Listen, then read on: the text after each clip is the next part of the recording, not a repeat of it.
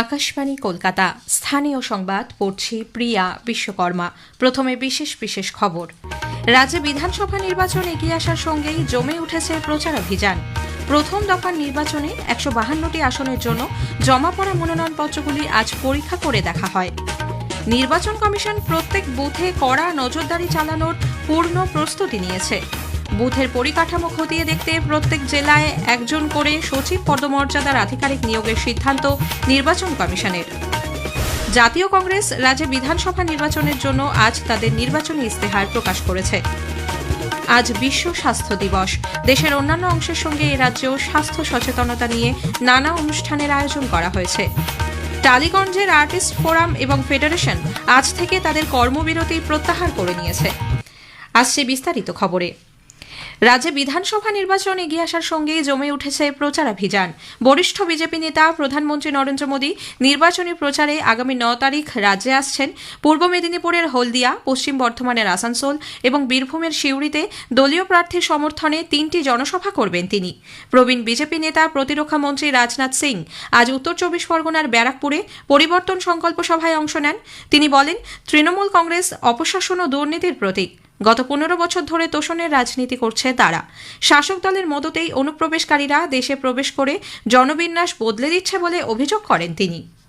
घुसपैठियों का जहां तक सवाल है, मैं जानता हूं, मैं कह सकता हूं विश्वास के साथ, ममता दी घुसपैठियों को रोकना नहीं चाहती है।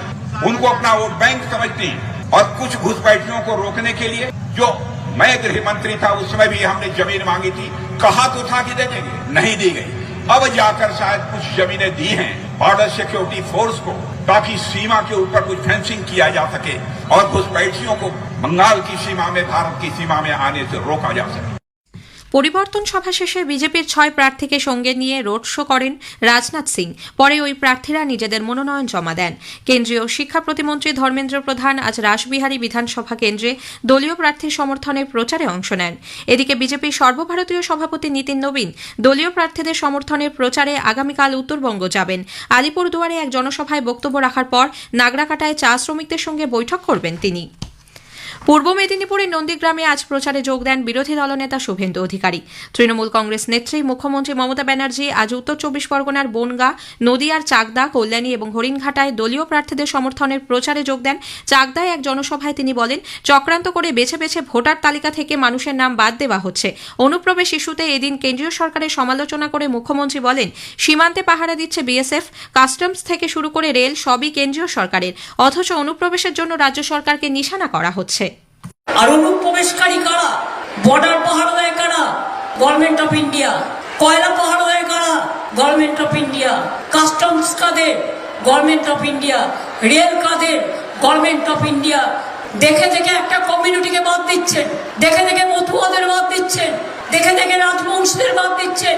অনেক চক্রান্ত করছে দিল্লি, সব বহিরাগতদের ঢোকাচ্ছে বাইরের লোককে নিয়ে এসে। কোচবিহারের নাটাবাড়ি ও তুফানগঞ্জে দলীয় প্রার্থীদের সমর্থনে জনসভা করেন তৃণমূল কংগ্রেসের সাধারণ সম্পাদক অভিষেক বন্দ্যোপাধ্যায়। এদিকে সিপিআইএম এর কেন্দ্রীয় কমিটির সদস্য সুজন চক্রবর্তী অভিযোগ করেছেন, এসআইআর এ মানুষের নাম বাদ দেওয়ার জন্য মুখ্যমন্ত্রীই দায়ী। যতক্ষণ মমতা ব্যানার্জি ফিল্ডে ঢোকেননি তার আগে ৫ লাখ বাদ গেছে, আর মমতা ব্যানার্জি যখন ফিল্ডে ঢুকে হইচই বাঁধিয়ে দিয়ে ট্রাস্ট ডেফিসিট করে দিয়েছেন এবং তারপর জুডিশিয়ারি হয়েছে, তখন বাদ গেছে ২৭ লক্ষ, প্রায় ৮ গুণ মানুষের নাম বাদ দিয়ে ভোটার লিস্ট। এ কখনো মেনে নেওয়া যায় না। মুখ্যমন্ত্রী বলেছিলেন প্রাণ থাকতে এসআইআর নয়, পরে বোঝা গেল নাম বাদ দেওয়ার জন্য ব্যবস্থা করার ক্ষেত্রে নির্বাচন কমিশনের সঙ্গে সমান তালে মমতা ব্যানার্জিও লেগে গেলেন। রাজ্যে প্রথম দফা বিধানসভা নির্বাচনে ১৫২টি আসনের জন্য ২৩০৪টি মনোনয়নপত্র জমা পড়েছে। প্রাথমিকভাবে প্রতিদ্বন্দ্বিতার আসনে রয়েছেন ১৫৮৬ জন। জমা পড়া মনোনয়নপত্রগুলি আজ পরীক্ষা করে দেখা হয়। প্রার্থীপদ প্রত্যাহারের শেষ দিন আগামী বৃহস্পতিবার ২৩শে এপ্রিল এই দফায় ভোট নেওয়া হবে। এদিকে দ্বিতীয় দফায় ১৪২টি আসনের জন্য মনোনয়ন জমা দেওয়ার কাজ জোর কদমে চলছে। আসন্ন বিধানসভা নির্বাচনে বুথে বুথে কড়া নজরদারি চালাতে পূর্ণ প্রস্তুতি নিয়েছে নির্বাচন কমিশন। ভোট চলাকালীন প্রত্যেক মুহূর্তের পরিস্থিতির ওপর নজর রাখতে ইতোমধ্যেই অত্যাধুনিক কন্ট্রোল রুম তৈরি করা হয়েছে। 90টি অত্যাধুনিক টিভি স্ক্রিনের সামনে বসে 200 জন মাইক্রো অবজারভার সর্বক্ষণ নজরদারি চালাবেন। বুথের ভেতর বাইরের পাশাপাশি এলাকার গুরুত্বপূর্ণ রাস্তা এবং নাকা চেকিং পয়েন্টেও নজর রাখা হবে। কমিশনের বিশেষ পর্যবেক্ষক সুব্রত গুপ্ত জানিয়েছেন, কন্ট্রোল রুমে আসা লাইভ ফুটেজ বিশ্লেষণের জন্য বিশেষ সফটওয়্যার ব্যবহার করা হবে, যার মাধ্যমে ভিড়ের মধ্যে থাকা ব্যক্তিদেরও চিহ্নিত করা সম্ভব। রাজ্যে বহু বুথে পর্যাপ্ত পরিকাঠামো না থাকায় অসন্তোষ প্রকাশ করে নির্বাচন কমিশন প্রতিটি জেলায় একজন করে সচিব পদমর্যাদার আধিকারিক নিয়োগ করতে নির্দেশ দিয়েছে। তারা সরাসরি বুথের পরিকাঠামো খতিয়ে দেখবেন। সংশ্লিষ্ট জেলাগুলিতে বুথ পরিদর্শনের পর কোথায় কি ঘাটতি রয়েছে তা চিহ্নিত করে দ্রুত সমস্যার সমাধান করবেন। ভোটের আগে সমস্ত বুথে ন্যূনতম পরিকাঠামো নিশ্চিত করতেই এই পদক্ষেপ।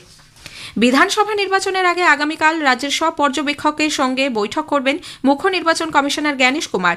বৈঠকে পর্যবেক্ষকদের কাজকর্ম নিয়ে বিস্তারিত আলোচনা হওয়ার কথা। পর্যবেক্ষকদের কাছ থেকে সরাসরি রিপোর্ট নিয়ে পরবর্তী কৌশল নির্ধারণ করতে পারেন মুখ্য নির্বাচন কমিশনার। রাজ্যে বিধানসভা ভোটের জন্য কংগ্রেস আজ তাদের নির্বাচনী ইস্তেহার প্রকাশ করেছে। কলকাতায় এক সাংবাদিক বৈঠকে কংগ্রেস সভাপতি মল্লিকার্জুন খার্গে বলেন, মহিলাদের ক্ষমতায়নে বিশেষ জোর দেওয়া হয়েছে তাদের ইস্তেহারে। পশ্চিমবঙ্গে স্থায়ী উন্নয়নের জন্য মডার্ন ওয়েলফেয়ার জব সিস্টেম, মহিলাদের মাসিক 2000 টাকা, 10 লক্ষ টাকার স্বাস্থ্য প্রকল্প, মহিলাদের স্নাতকোত্তর স্তর পর্যন্ত পড়াশোনার ক্ষেত্রে পূর্ণ আর্থিক সহায়তা, যুবদের কর্মসংস্থান ইত্যাদির উল্লেখ রয়েছে ইস্তেহারে। স্থানীয় সংবাদ শুনছেন আকাশবাণী কলকাতা কেন্দ্র থেকে। এখন বিজ্ঞাপন। বাংলার সকল পরিবারের জন্য নিশ্চিত পাকা বাড়ির সহায়তা প্রদান করাই আগামী দিনের লক্ষ্য।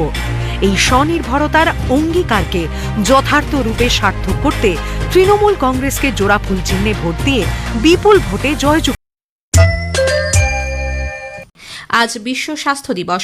1948 সালের আজকের দিনে বিশ্ব স্বাস্থ্য সংস্থা তৈরি হয়েছিল। দিনটিকে স্মরণে রাখতে ও বিশ্বব্যাপী স্বাস্থ্য সচেতনতা বাড়িয়ে তুলতে দেশের অন্যান্য অংশের সঙ্গে আজ এই রাজ্যেও স্বাস্থ্য সচেতনতা নিয়ে নানা অনুষ্ঠানের আয়োজন করা হয়েছে। একটি প্রতিবেদন। অতিরিক্ত অ্যান্টিবায়োটিকের ব্যবহার জলবায়ুর পরিবর্তন সামগ্রিক প্রভাব ফেলছে জনস্বাস্থ্যে। বিশ্ব স্বাস্থ্য সংস্থা সতর্ক করেছে, আগামী দিনে সমগ্র বিশ্বে প্রাণীবাহিত রোগের প্রাদুর্ভাব বাড়তে চলেছে। কলকাতা প্রেস ক্লাবে আজ অসরকারি সংগঠন ফেথ আয়োজিত এক সাংবাদিক বৈঠকে ডক্টর ইন্দ্রনীল সামন্ত সেই বিষয়ে বলেন, এই যে গাছ কাটা বা অন্য দেশে খুব প্রয়োজন ছাড়াই ট্রাভেল করা, এগুলো যদি আমরা ধীরে ধীরে কমাতে পারি তাহলে কিন্তু এই ধরনের রোগ ছড়িয়ে পড়ার যে সম্ভাবনাটা সেটা অনেকটাই কমাতে পারি। এবং কোনো প্রাণীকে টাচ করার আগে, টাচ করার পরে দুটো ক্ষেত্রেই হচ্ছে ভালো করে সাবান দিয়ে হাত ধোয়া, এটা খুব জরুরি। ডক্টর সুইটি ঝা সাবধান করেন নিজে নিজে ওষুধ খাওয়ার বদঅভ্যাস সম্পর্কে। নিজে নিজে ওষুধ কিনে খেয়ে নিচ্ছে, এই ব্যাপারে একটু সচেতন হতে হবে যে আমাকে হেলথ ওয়ার্কার বা কোনো ডাক্তার কাছে যেতে হবে। অভিজিৎ চক্রবর্তী, আকাশবাণী সংবাদ, কলকাতা। আজকের প্রসঙ্গের এবারের বিষয় বিশ্ব স্বাস্থ্য দিবস। দিনটির তাৎপর্য ও জনস্বাস্থ্য বিষয়ক সচেতনতা এই বিষয়ে আমাদের প্রতিনিধি কাশফিন নাহার কথা বলেছেন বিশিষ্ট জনস্বাস্থ্য বিশেষজ্ঞ ডাক্তার কাজল কৃষ্ণ বণিক এবং ডাক্তার মধুমিতা দোবের সঙ্গে। আকাশবাণী সংবাদ বিভাগ প্রযোজিত অনুষ্ঠানটি শুনবেন আজ রাত 8টায় গীতাঞ্জলি ডিটিএইচ বাংলা এবং আকাশবাণী সংবাদ কলকাতার সোশ্যাল মিডিয়া প্ল্যাটফর্মে।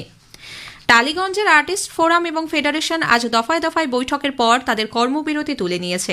ওড়িশার তালসারিতে শুটিংয়ের কাজে গিয়ে অভিনেতা রাহুল অরুণোদয় ব্যানার্জির মৃত্যুর প্রতিবাদে সংশ্লিষ্ট প্রযোজনা সংস্থাকে বয়কটের সিদ্ধান্ত নিয়েছে তারা।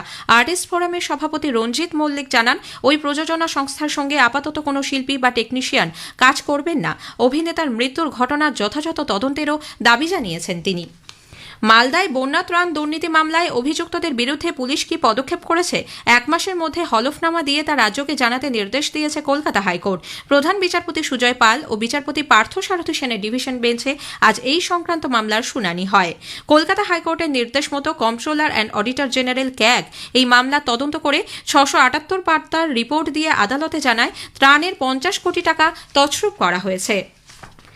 দক্ষিণবঙ্গের বহু জেলায় আজ দুপুরের পর দমকা হাওয়া এবং বৃষ্টি হয়েছে।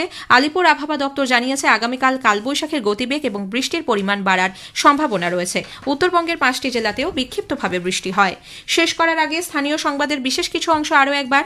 রাজ্যে বিধানসভা নির্বাচন এগিয়ে আসার সঙ্গেই জমে উঠেছে প্রচারাভিযান। প্রথম দফা নির্বাচনে 152টি আসনের জন্য জমা পড়া মনোনয়নপত্রগুলি আজ পরীক্ষা করে দেখা হয়। স্থানীয় সংবাদ শেষ হল।